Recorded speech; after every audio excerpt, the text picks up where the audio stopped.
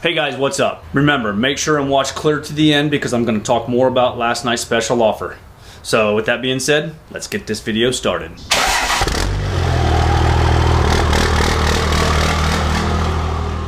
Good evening and welcome back to the channel. Hope everybody had a great day at work, or if you're just going into work, have a great night. I got home today and my envelope was in the mailbox from Isspro, so I'm going to be able to take care of that fuel pressure gauge issue, hopefully. Had to try and think what I was working on tonight. Anyway, one of the things they told me, let's get this out of here and then we'll take it near the bench and then we'll go from there. I've replaced this before. What you need to do, I don't have, and as you can see, all my gauges kind of stick out a little bit. The guy whoever put these gauges in, you know, everything's kind of, it's just there, and I just really haven't done anything with it. They do have some metal keepers that you tighten up and it'll keep those in there. I just haven't put them on. I actually only have one, and that's for my fuel pressure gauge. I don't have any for the boost or the pyometer. So, but I want to move my pyometer down to my steering column and put a drive pressure gauge with it, and have not my pyometer, my EGT gauge. I'm sorry, my boost gauge. I want to move my boost gauge down to my steering column and then have a drive pressure and my boost side by side, because you want those as close as possible when you're doing that. So whatever boost you're running, you want to make sure and have the same amount of drive pressure. As you guys know, I have a wastegate actuator that is ran off drive pressure from Stainless Diesel out of Indiana. So good idea to monitor both of those. I know a lot of people don't monitor their drive pressure, but I guess you really wouldn't have to on an everyday street truck like mine is, or just an everyday work truck, driver, whatever. Just something I think is unique in itself and something I would like to monitor. But anyway, going back to the fuel pressure gauge. To get this out, basically all I have to do is pull it out. I unplug the electrical wires here, just like so, maybe, don't know, just like that. And then I have, it's a 3/8 wrench to take this line off, this 1/8 inch line off. I do want to go grab a rag and put underneath there because there will be diesel fuel in that end. So I'll go grab a rag and come back and take that gauge out of there, bring it back to the bench. All right, I have my gauge on the bench here. One other thing that if you guys don't know or want to know, if you want to change the color of your lights, this is all you need to do as far as these old mechanical gauges. It's like a little, basically it's a little green condom on the light to change the color. That's how I make my gauges green inside my truck. These little silicone covers, you can probably pick those up on eBay or maybe even from Isspro themselves, but that's where the light is. That's the power for the light, and this is what I was talking about. There's a bracket that goes on here with a couple of nuts, and there's a couple little fingers that come out and sandwich it in between this lip and the plastic gauge pod. So the next thing you're going to do is pull this off of here like that, and then I'll have to retape it so it doesn't leak.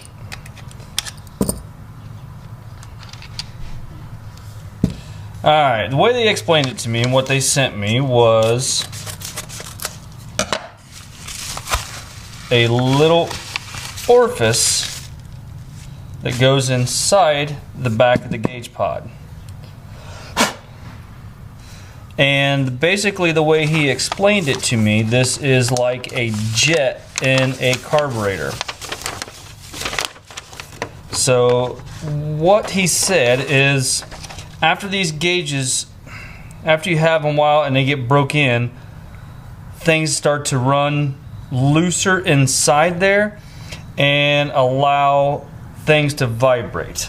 There's also one other scenario that he told me that is also a possibility, and we'll go over that after we get this back in the truck, and hopefully this takes care of it.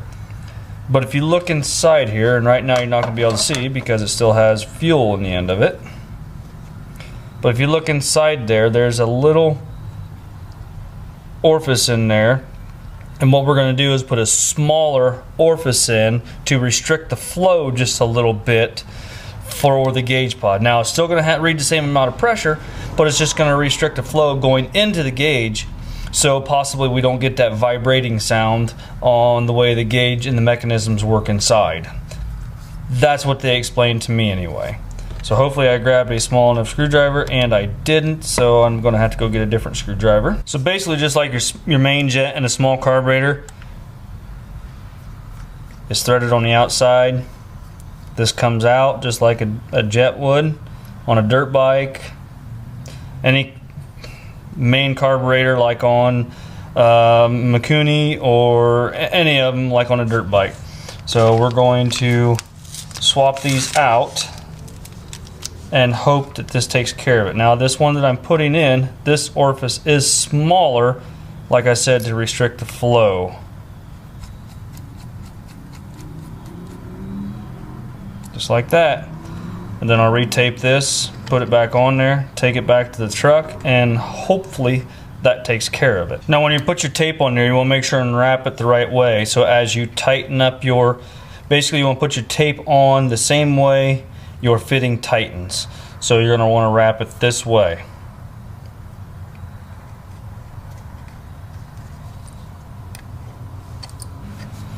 Seems tight enough. We'll take it back out to the truck, put it in, and keep our fingers crossed that this works. All right. Grab the fuel line, put it back on there.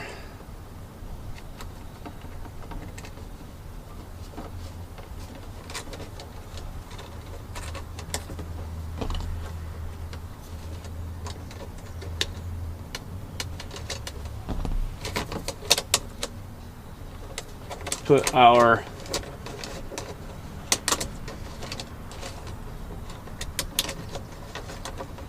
wires back on and go ahead and put it back in place, because if it doesn't work, then we're going to have to resort to plan B. All right, we'll see what happens here.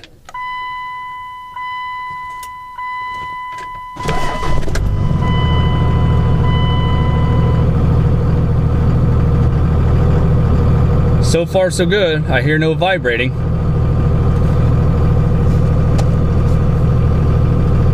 So we'll see, make sure there's no leaks.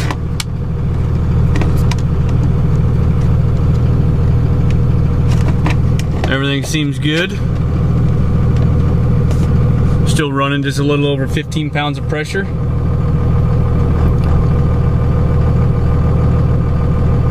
So everything seems good thus far.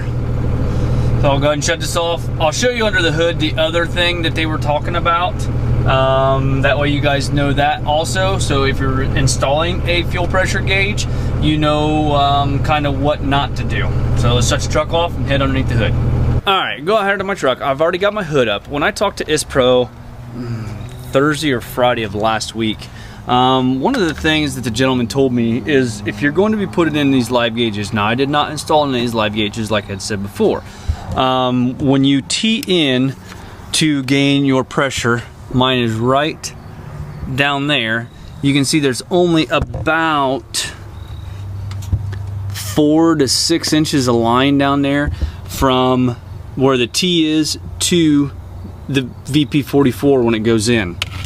And then it comes up to the diaphragm and then goes on into the truck. So what he told me, if you're going to be installing live gauges, keep that as far away from your VP44 as you can so it doesn't pick up on the pulsating fuel from the VP. He said most of your fast, and I didn't know this, I just never even thought about doing it, most of your fast and your air dogs have different ports in them you can use to measure your fuel pressure. You can measure it right out of your fast or your air dog, whatever you might be using. So that was just one of the things that he told me also to change. So if you're going to be installing a new fuel pressure gauge, keep that as far away from that VP44 as possible, or possibly even your CP3. That way you don't get any of the pulsating, any of the fuel pulsations from a CP3 pump or your VP44 pump. Possibly even a VE or a P pump too, if you're on a 12 valve or if your truck is P pump swapped. find one of them ports on a fast or on your air dog, or just keep it back away from that as far as you can. Probably what I'm also going to do to help myself out is just grab some new line. I do have plenty of slack in this fuel line right here that I can move it back considerably and get it away from my VP44 just a little bit more. So that's probably something else I'm going to do.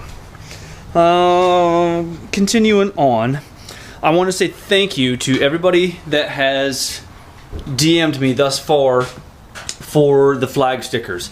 This is just something that I wanted to do to say thank you to all you guys who support the channel thus far.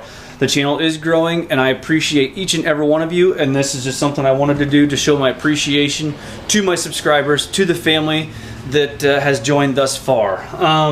I'm going to continue this probably for a week, so or until I run out of stickers, one or the other. I have probably around 150 stickers or so. So if I run out, and I have some other ones too, if it comes down to it. There was some issues when I had the blue and the red stickers made for police and fire and rescue with the printer, and instead of throwing them away, he just gave them to me. The blue is just a little off and the red is just a little off, and the gray did not print. So it's a white and a black and a kind of a purpley blue, and a white and a black and kind of an orangey red. So I have those two. If worse comes to worse, I'll send those out, but I'm going to continue this until next Tuesday for a week. So just to show my appreciation to everybody who has subscribed, and if you're new to the channel and you subscribe and you want one, DM me on Instagram. Right there's my Instagram.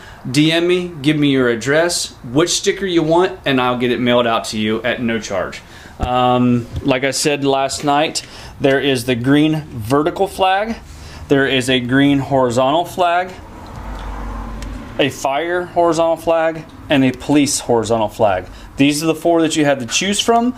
Just DM me on Instagram and let me know which one you want. Give me your address and I'll get that sent right out to you. So I think that's pretty much all I have. I do appreciate each and every one of you. Give me a like, hit that like button, give me a thumbs up, subscribe if you have not already done so, and we'll talk to you guys later on. Bye-bye.